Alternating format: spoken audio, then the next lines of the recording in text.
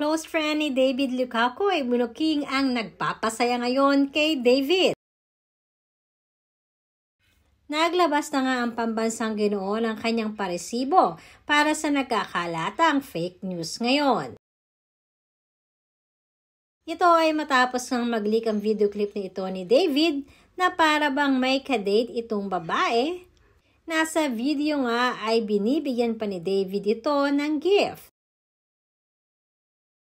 Kaya naman hindi napigilan ng napakaraming kabarda fanatics at mga netizens ang mapareact kung ano nga ba or sino nga ba ang kasamang ito na babae ni David. Ganong nasa US pa di umano si Barbie Forteza. At ngayon nga ay binigyan niya ito ng linaw dahil ayon na rin kay David ay nilabas niya ang buong detalye ng video. At hindi naman talaga tayo binigo ni David dahil ito nga ay kasama sa mga project at mga commercial na ginagawa niya ngayon.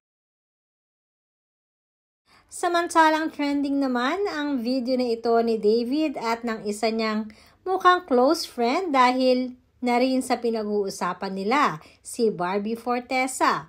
Narito at pakinggan natin. Takbo. Meron ding mahilig tumakbo, nakikita ko recently eh. Eh? Nakasabay mo ba siya tumakbo na? Sino? Wala, nakita ko lang. Friend din natin.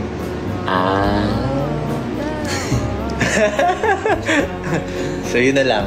Oh.